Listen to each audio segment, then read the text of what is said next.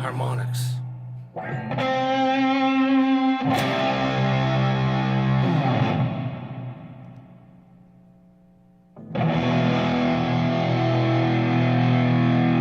The triumvirate chord. Just a big E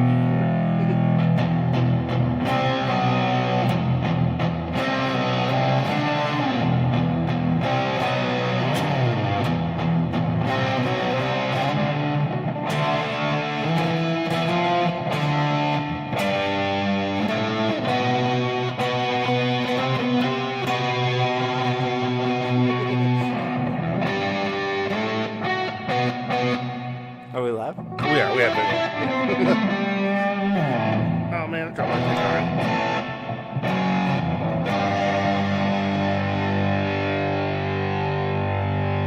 Chuggity chug chug, chuggity chug chug. Hello, everybody, and welcome to Getting in Gear. I'm Jacob. I'm Dylan. We're at Flipside Music in Denver, Colorado. We have Probably missing another awesome sunset because apparently last week we really missed out. every day was like I know. I keep trying to look. I'm like, the this most is a good one. epic sunsets. Well, we got this one, Yes, yes. And this one's forever. but The moon set. yeah, every sunset, every sunrise last week was glorious. Apparently, Yes. Yeah. It seemed like we had good cloud cover for it. So yeah. And this time of year with the sun like down, yeah, get those rosy kind of tones. those rosy tones.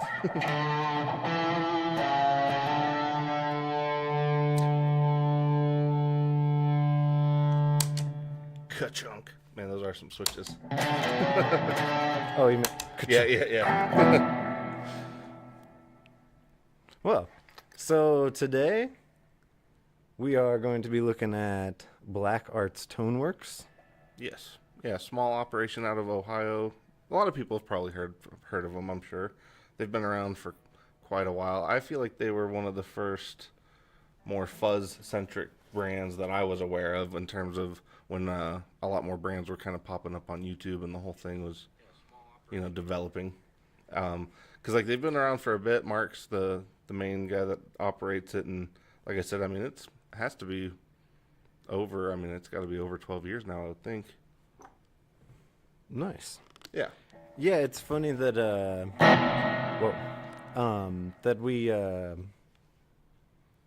we're rolling up on like 10, 15 years, 20 years of all these builders. Yeah. No, it's Like surprising. Earthquaker's rolling up on 20. I know that one really surprises me. Well, and two, because like some of the pedals, like when because they've been putting out on Instagram some of their, like history of certain pedals that are no longer made, and it's just kind of interesting seeing some of the date ranges on some of those because like in my head they still sort of feel fresh, Modern. yeah. Whereas like one of like 2 or 3 of them the other day they had posted, the discontinuation was all before like 2018. And so it was just, to me, it was just like, man, really? Yeah, like 2018 was yesterday, I know, right? that's what it feels like it. But oh yeah, I forgot the dudes too, or I forgot to tell the dudes up front to put us. Now that we got the TV, they could actually get it in. What is the 3 version of stereo? Is there Trario. Trario? Is it actually a Old Blood Noise Endeavors coined it. Trario. The Trario splitter.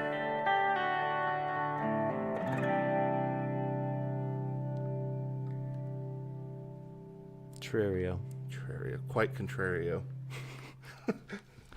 But no, I think other than that, it's like wet, dry, wet. Yeah. The wet, dry, wet sandwich. All right, so yeah, the main one we've got today from Black Arts that is new. We've got a few others that we peppered in for fun, but the main one is the Bat, which, yes, there we go. Which is actually pretty awesome. Like, it was way bigger than I thought. Like, most of their casings obviously tend to be on the slightly larger side, but I wasn't expecting that one to be in the rabid mammal size box. So it's pretty fun. Gordo tried it. I think he's the only one of us that maybe tried it beforehand. I didn't get to give this guy a try yet. So Is that how it goes? it sounded cool, yeah.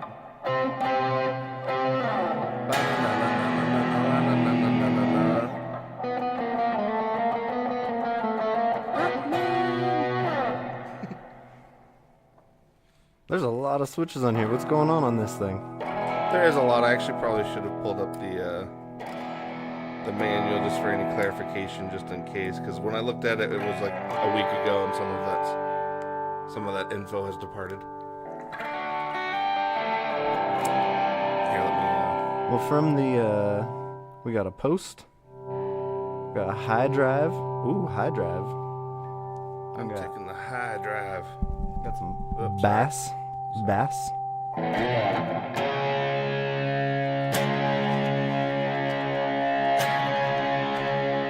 Got a high cut switch. Oh, it really works. Got LED clipping, silicone clipping, which is a lot quieter. So yeah, it looks like the high cut is before the second gain stage. The high drive is basically kind of a drive for the top end, so almost like a kind of an overdrive for the presence. Low drive is also kind of driving the low end frequencies, and then gain and volume.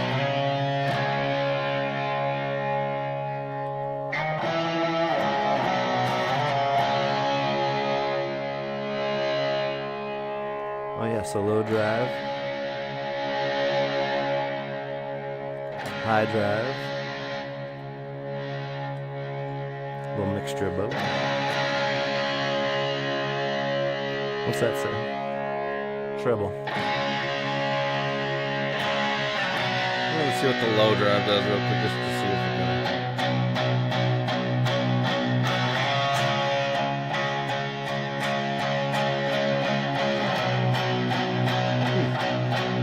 It's interesting. It like, yes, it's adding low end, but it feels like it's also like tightening the low end, like even though there's more of it.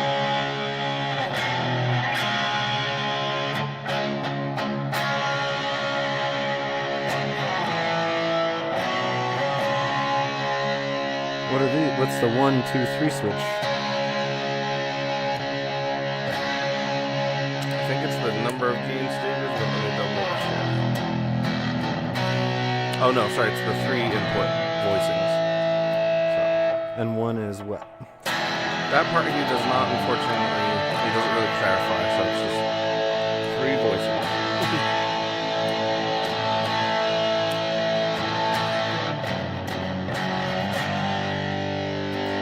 Apparently it's supposed to affect the bass response more. Oh, Does definitely it feel like it? Yeah. Which one do you like so far? 3. Ooh, yeah. It's a little throatier. It's thick. Yeah.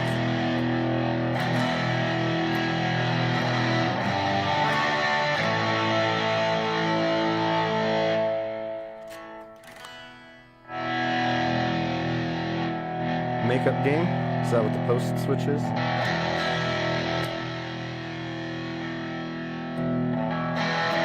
Or post knob? It looks like, yeah, kind of you have an input gain and an output gain.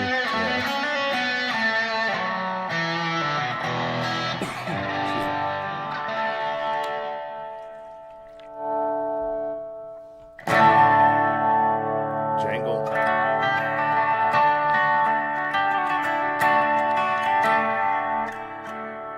So that's with the post all the way down and the volume all the way up. And then here's the opposite.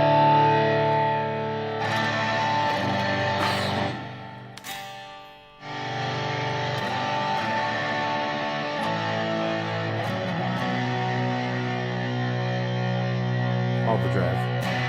All the drive.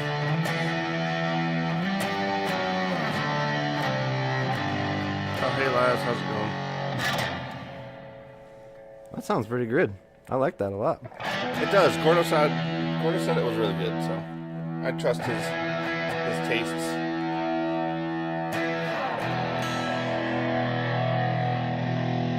Oh. This knob was hiding from me. I didn't even... The Hidden knob.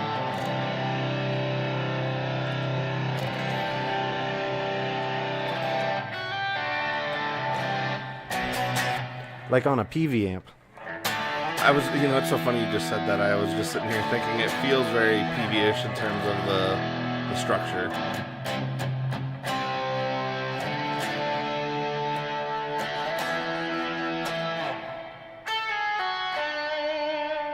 Oh, and two, for anybody wondering, we do have the UA Golden providing a little atmosphere. Jacob's tapping. Tap, tap, taparoo. Gordo's also been taunting James with Adam Sandler, so tap, tap, taparoo is kind of in the forefront. And I'm playing this PRS NF53 in white dog hair. It's like reverse dog hair. Yeah, it's very interesting. It's, I don't know, it's interesting. Well, it's a little hard to capture on camera. Because I was just say the photos of it are pretty interesting. It really does pop in photos, but in person, it very much depends on the lighting. But it's cool. It's a cool And this was Reverb's number one, yeah. top selling guitar of the year. And so if you missed out somewhere else, we've got a couple. Yeah, one, and I think we've got actually a couple of the white ones left, and at least one of the black. Yeah, and we're plugged into our... And by white, I mean the white dog hair, not the... Because the other one's just like all like Olympic white, so... I think this one's cooler if you're going to go with white. I'm playing into our Rev D20. Yes.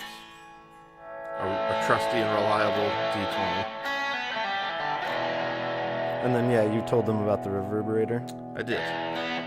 Little taste of the golden in there, just for some atmosphere. Little gold action. Yeah. Why Which don't is you funny hearing it again. I'm like, it's, if you need a really easy to operate and straightforward reverb that kind of covers the main three basses, that one's a great option.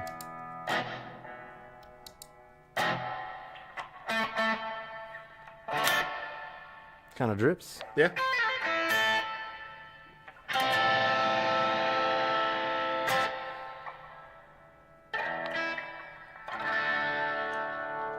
Well, why don't you give the bat a try and I'll turn some knobs.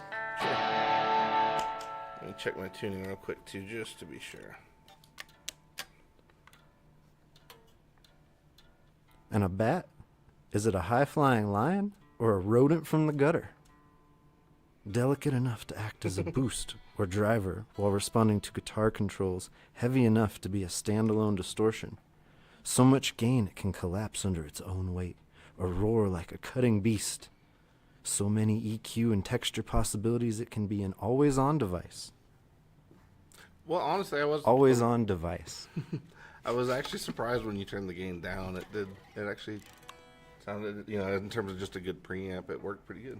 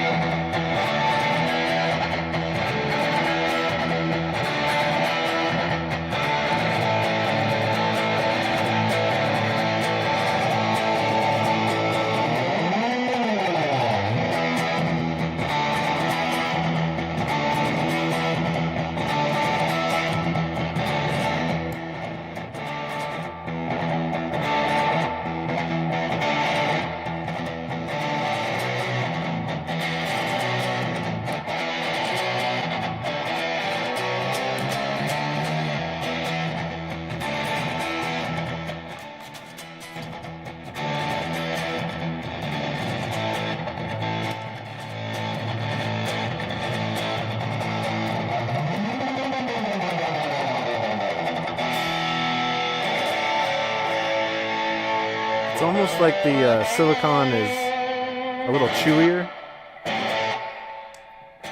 and the LED is a little more open.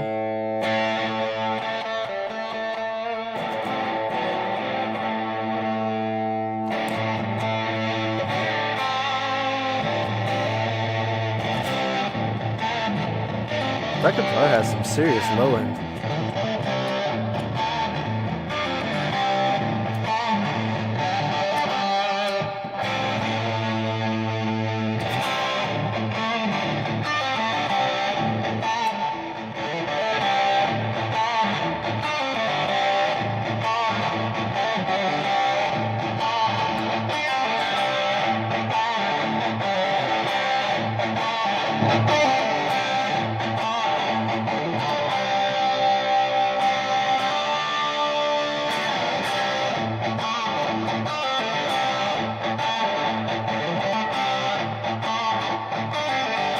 Everything at noon.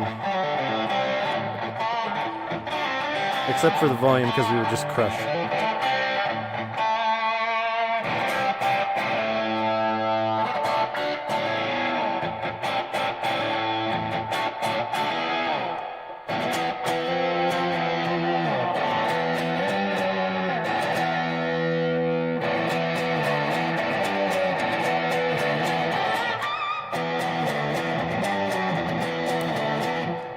Bat with the, you know, an Aussie came to mind.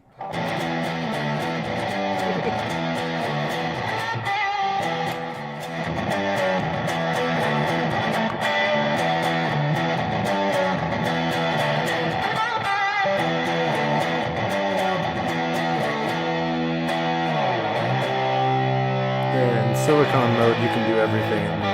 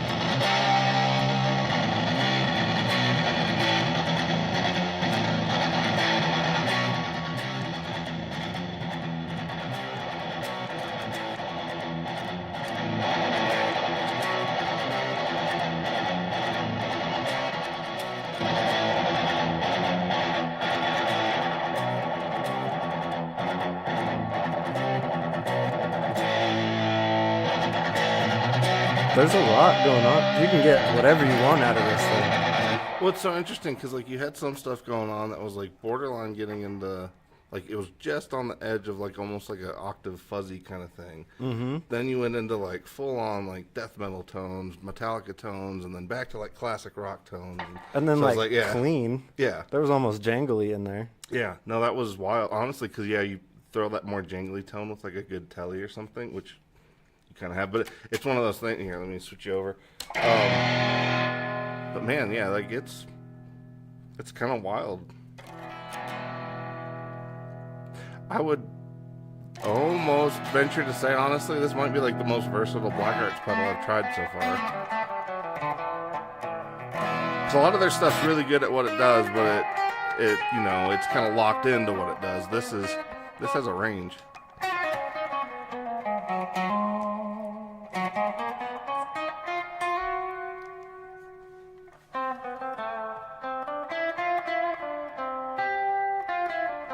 Yeah, that's just like a nice crisp kind of preamp. Yeah.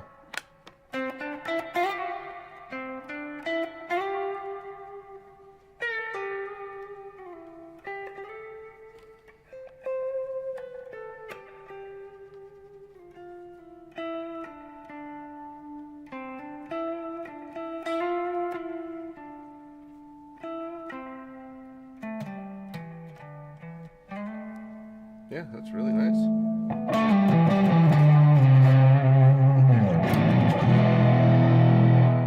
Yeah, it's got some hefty low end in there, that's for sure. Oh.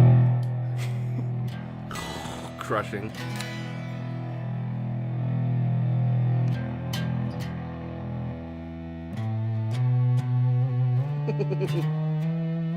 Yeah, see that? That's almost like a rat there. Yeah. And it'd probably work great on bass. I was just gonna say, yeah.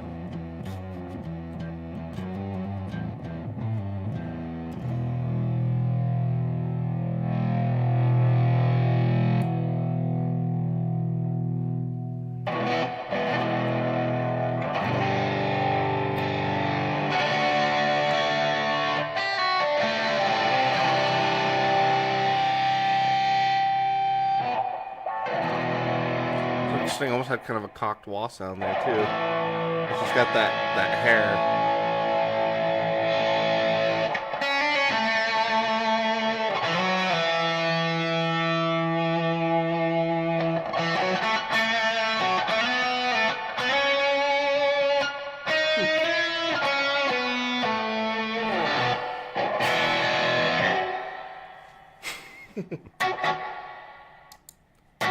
I think I like the plate. Yeah, plate's my favorite on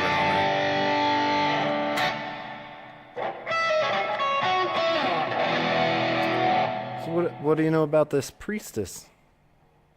Is that the one we want to move to next? Yeah, I don't know. sounds good. So the Priestess is basically, yeah. So that's kind of Mark's take on obviously the classic Big Muff, but he ended up making it so you can kind of navigate through a few different eras of the Big Muff all in one package. So it, kind of traipses into Green Russian, Civil War, Tri-Muff kind of territory, but you have a few different places you can go with it, which is interesting because I guess I always thought, I don't know, I guess I always assumed, I never really looked into it specifically, but I always assumed the Pharaoh was kind of more in that vein, but the Priestess is a little more specifically going for kind of his takes on the Big Muff stuff. And then I should actually double check the switches because the switches are kind of how you navigate it from one to the other. So the first gain stage, it says, is like a Pharaoh.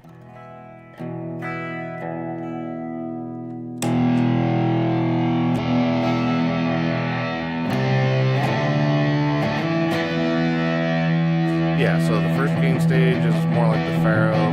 Second is going to be like a Green Russian. And the final one is going to be more like an NYC. Which is like the big box.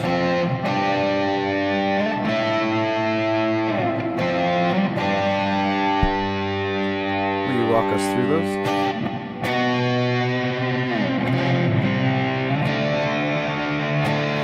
So yeah, we're in stage 1 right now.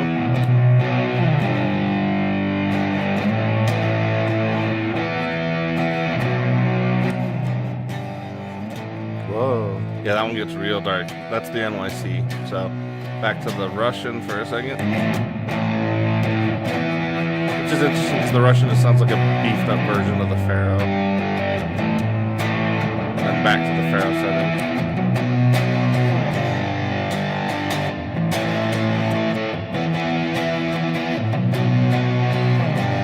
I don't know, I like the Green Russian, I think.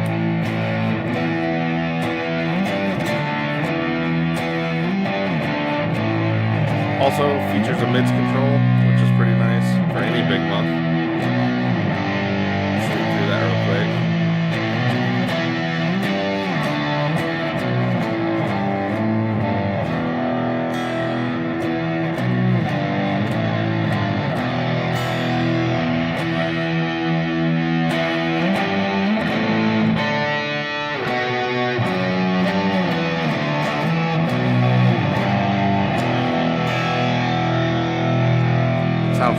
actually. Yeah.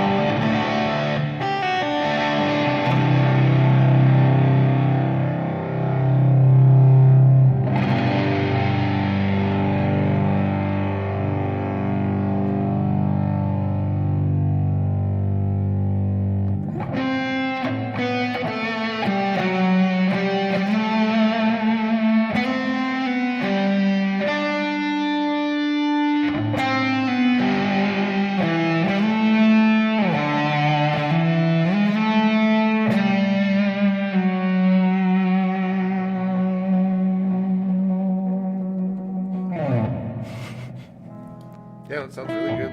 Yeah, it's nice. I like that a lot. I'm in Green Russian mode now. I believe so. Will you take me back to Pharaoh mode? I think I prefer that. Do you? It's got a little more something in the mids. Yeah. Yeah.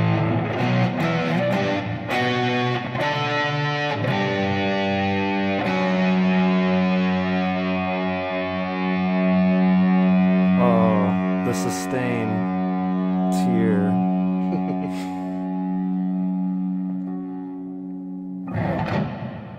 You want to give it a go?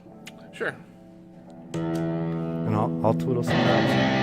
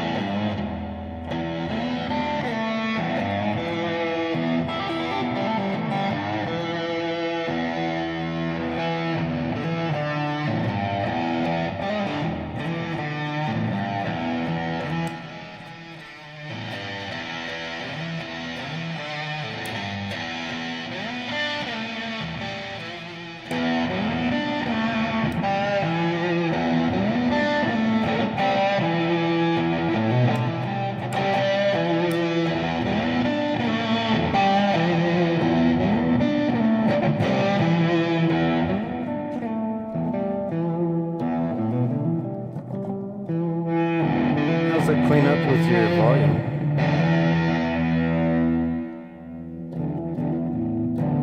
Not well. Yeah, big muffs traditionally don't. Yeah. No fault of the pedal. No. Just the way the circuit is. There's It a is lot. funny though because I would say it's. I know it sounds weird, but it's like the most fuzz facey and Big Muff I've ever played. Because like it has like, especially when you were on like the Pharaoh setting, I guess maybe because I was listening to it and not playing it, it just has that snarly kind of sound that a fuzz face usually has, and more in that mid range. So it's interesting to me that it kind of. It's like, I know it's not distinctly not a fuzz face, but it's almost like the most fuzz facey and Big Muff I've tried. Yeah, it's very cool. There's a lot of sonic territory in there, whereas like a normal NYC Big Muff kind of, it does the thing, and that's Yeah, and you either gotta like it or not. yeah. Yeah. There's not a lot of subtlety there. There's a lot of room for experimentation and exploration, and Yeah. Yeah, Jake and I have been a pretty big fan of the Priestess since it came out because it was one of those ones where like the Pharaoh's great and all, but like I don't know. I felt like when this one kind of came out, for me it hit more the range of what I kind of like from that circuit. So, we want to do the Black Sheep or the Black Forest. let's next? do the Black Sheep because I got it pulled up right here. Okay. So yeah, the Black Sheep is basically based on the old Roland Biba fuzz. It's actually one of the few pedals out there that you can even get that has that Biba on it. Because like which actually, if I was thinking, I should have grabbed the original Biba that we have out front. But for anybody who's not familiar with that, the Biba it's a beast of a fuzz. To be honest, it's kind of hard to describe without hearing it because it has a little bit of the original one at least has a little bit of an octave kind of flavor to it. It kind of walks into that super fuzz kind of territory.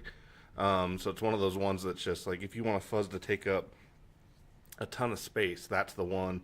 This one is definitely a little more versatile. So this one will kind of let you do things in a few different stages. So you kind of have some extra voicings because the original is probably like one of the most intense fuzzes, which actually we've got to have you try it sometime. It's one of my Yeah. favorite. I've only ever heard it on demos and things, but it's Yeah. probably my favorite fuzz. Yeah, it's one of the most intense fuzzes I've ever, and it's weird too because it's one of the oldest ones. So, I was just thinking Yeah. in its era, in its day, I'm sure it scared people. oh, it had to because like it. I mean, yeah, like when we plugged it into like my high watt setup with like the 15s, it was like bone crushing. Yeah, I'm sure yeah. they were like, "What is this?"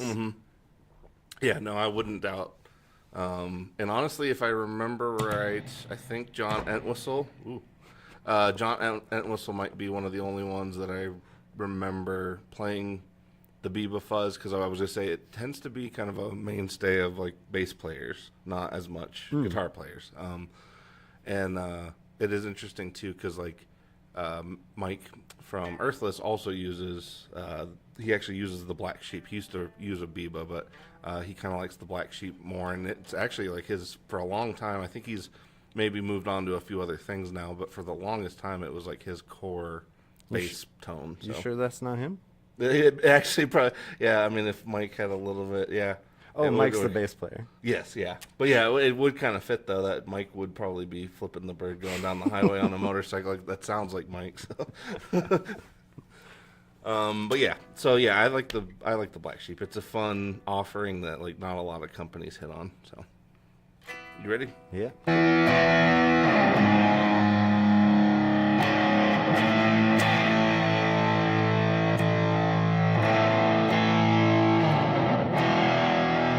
Do you know what this depth switch does? I was looking on their website. It doesn't seem to. It's not super clear. I mean, it basically it kind of changes the overall character of the Biba. It kind of takes it from a real hefty sound to a more narrow, kind of like the Black Forest, actually. Funny enough.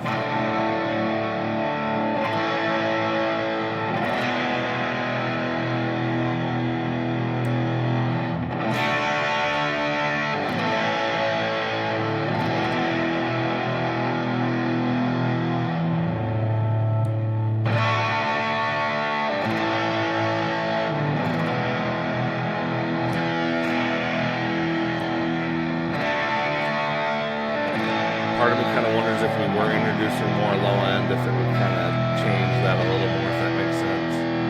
Yeah, yeah.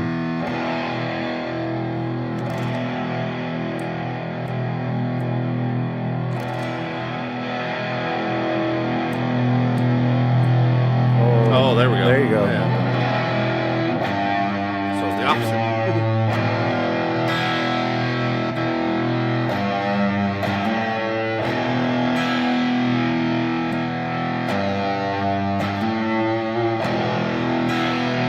think I like I like that. that setting, yeah.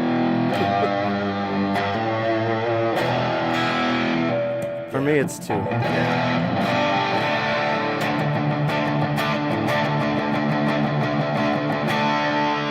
And to be clear too, this so the original Biba had a treble booster that was actually built into the front end of it, so it kind of changed how that one responded. This one does not have the treble booster portion, so this one's just the fuzz part. Listen to that sustain tier.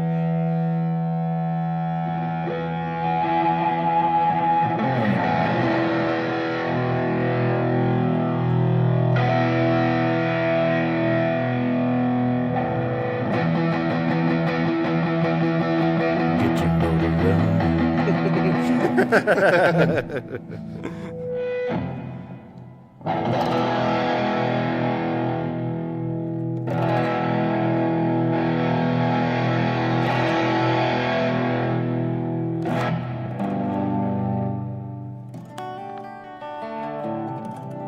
That one cleans up a little more. Yeah. Not when it's gained up. Yes, yeah. But I guess the pedal itself does. If I roll it way back, it's there.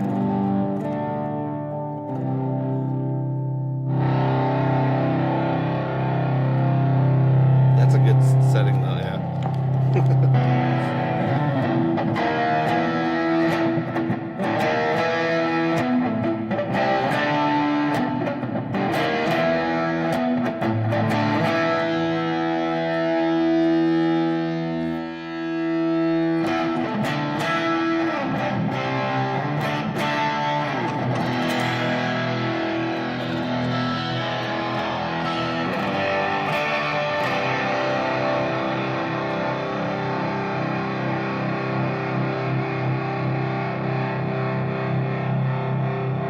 And that churning. Yeah, that's I cool. love that, yeah. The churn. Man, I really like the baseball bat of a neck that this thing has. Yeah. You It- can really this dig into it. this guitar is nice. The only thing I'm missing is I keep reaching to like tremolo. Trem bar, yeah. The tremless wonder. This happened when I got my first telly too, Oh, yeah. because I went from a Strat to a telly and I kept yeah. reaching for it. Nothing. You're like, it feels familiar, but also something's missing. Oh yeah, I really like this Yeah. for sure. Yeah, no, it's a good one. What's it sound like with that Yamaha Pacifica? Yeah, I was just saying, I guess I need to park a C something here just for certain occasions, but we'll see how it goes real quick.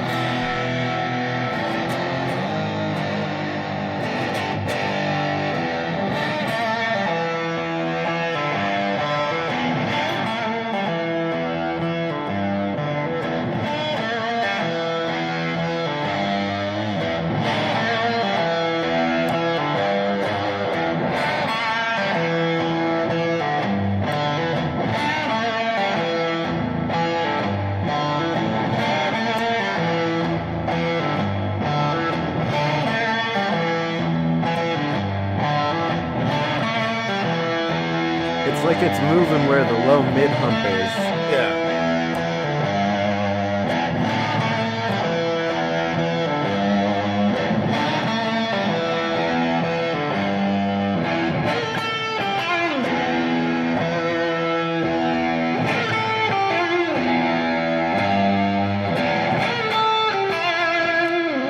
In all of its throwback glory, a black sheep, dirty, mean-spirited, and a blast to hang around with. You can't help but feeling a bit dirty when you plug in. Black Arts has some great copy. They do. Yeah, I always like Mark's sense of humor.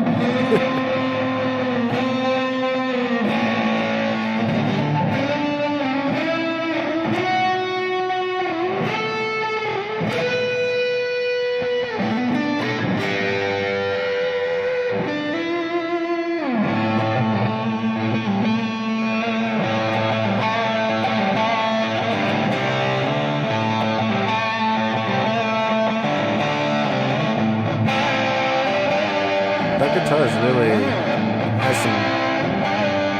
It's very versatile. Yeah.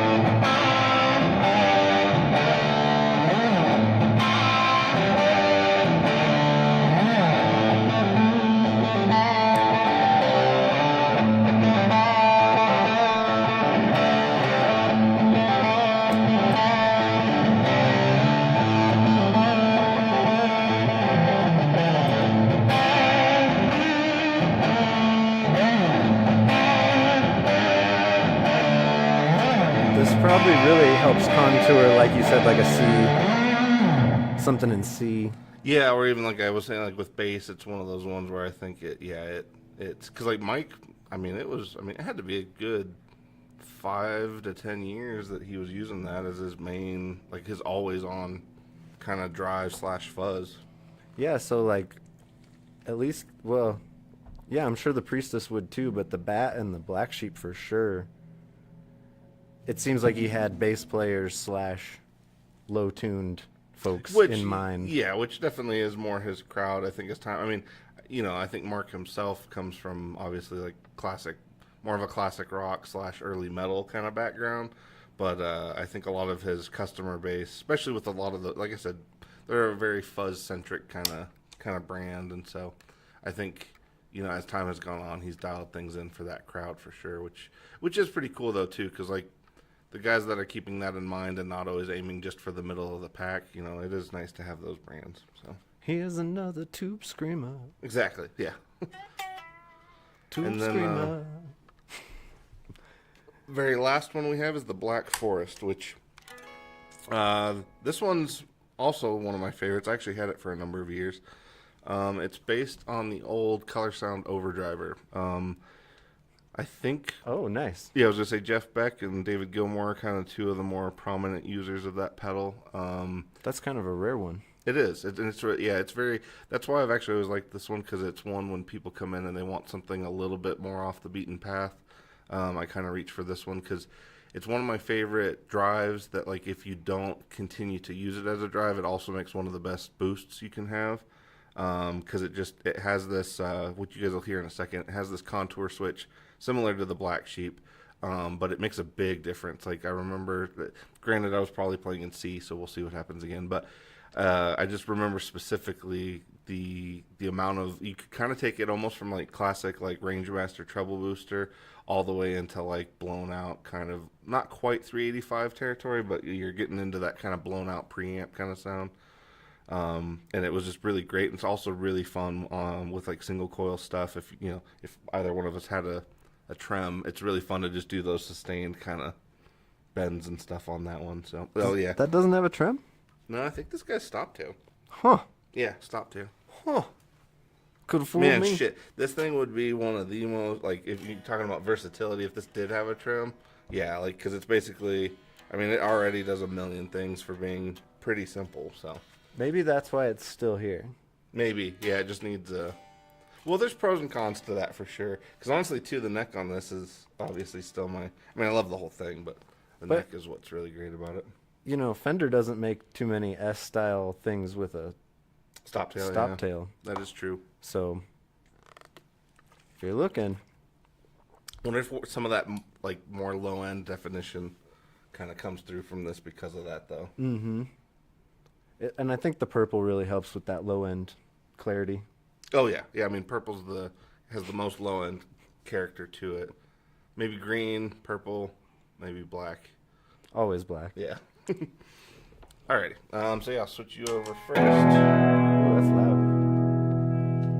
Oh yeah, it's impossible to read the things unless you're at just the right angle. Yeah. All right, so this guy basically has split tone control, so you have bass and treble, and then you also have this big contour switch. So let's actually go back to setting 1. So this is the contour switch. These are basically your main controls and your volume controls right here.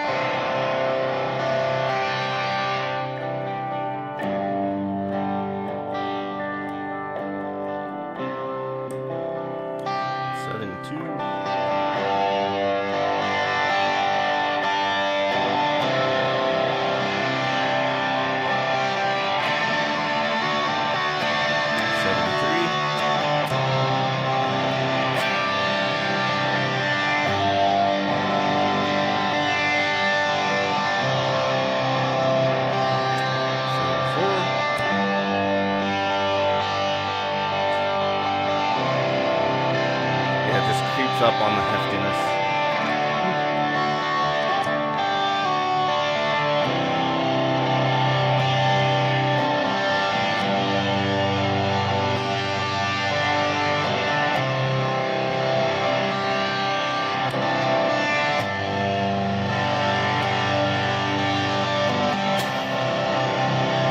Did you hear it like fold in on Yeah, itself? it started to, it's like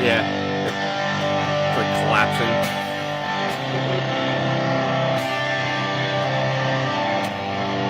And that's sort of what I mean about the blown out kind of, especially if you increase the bass. Yeah, it does.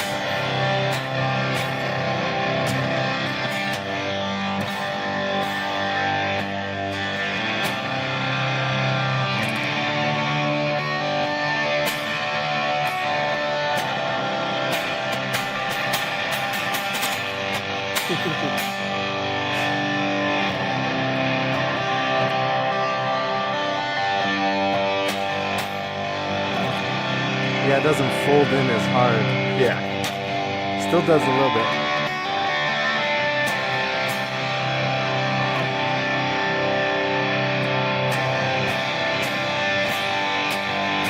No, it's not really Yeah. doing it at all.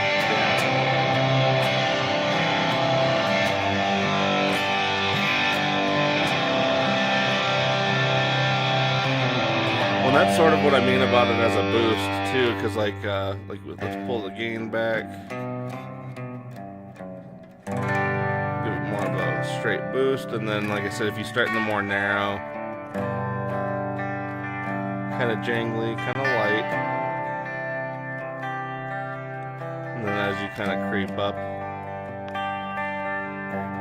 makes a great boost, and it just gets a little bit thicker, a little bit thicker. And then finally,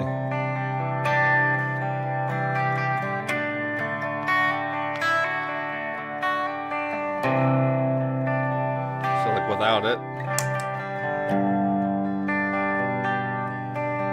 and with it, like I said, just thickens it up just a little bit, not too crazy.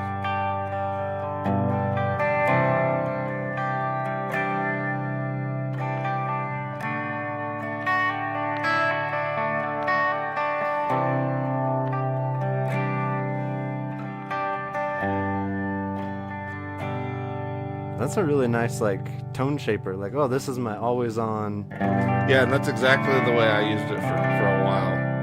Because then what's that like with this thing? Or this thing? Or this thing? Whoa, that's hefty.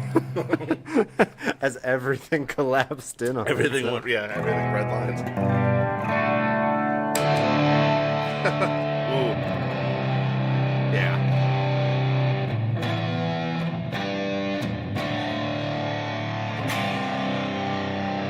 Yeah. Oops, sorry. No, you're good. And you probably can't hear that through the stream, but like the low end is Yeah, enveloping. I was gonna say because I can feel it behind my head. Yeah.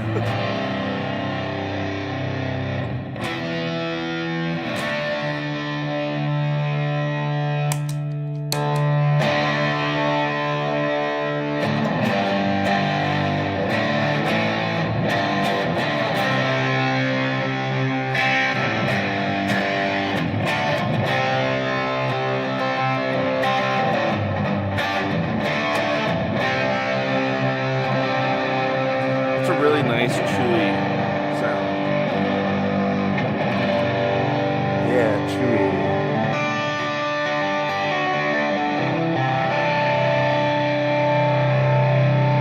Well, it just sounds visceral, you know? Yeah, it's got a nice growl to it. Yeah.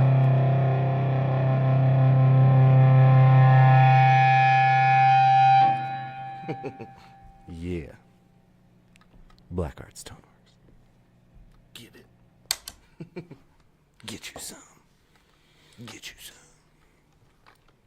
Alrighty. Yeah. Get yourself some Black Arts Toneworks at Flipside Music in Denver, Colorado. Yes, yeah, we recently restocked, although we actually sold a few over the holiday kind of season, so We are restocking again soon. So we should have a few from them, but we do have the bat, which is the new one. So, and that one actually, I got to say, like Gordo was right. That thing is awesome. Like it's super versatile. And you know, every kid would love a bat under the tree. Well, it is one of those like I've always felt like with the Black Arts pedals, like they are fun and they're not crazy expensive. Because like a lot of their stuff, I mean, a lot of it, the vast majority falls between like 150 to like 300 tops. Like that's usually where it caps out, and that's rare that they even have one that's in that range. So, And the last few weeks we've been talking about boutique and small builders. It's one person, right? pretty much, yeah. I think Mark, and then for a while, you know, I know he had like his niece was helping him with some of the like the processing and shipping and stuff. But yeah, very small operation. A And small family business. exactly. Yeah, and my buddy Rory, well, your buddy Rory too. Our buddy Rory from Cloudcatcher actually used to be their designated field tester. So he actually used to test a lot of this stuff. So I used to hear a lot of the Black Art stuff in a live setting before I would actually hear it, you know, in the final production. So And Rory plays in a band locally called Cloudcatcher, as well as Trichoma. yes, And he did join another one. I need to brush up on the name of that one. That one's still a new one. but the new Trichoma record is awesome. Yes. Go check that out for sure. Yeah, yeah. Anything Rory does is pretty much golden. But but yeah, no, this was fun. I'm actually glad we chose Black Arts today. It was fun. Yeah. And if you want to see more content like this, don't forget to like and subscribe and hit that bell for notifications. Come see us in the shop sometime here in Denver, Colorado at Flipside Music. I've been Jacob, I've been Dylan. and this has been Getting in Gear.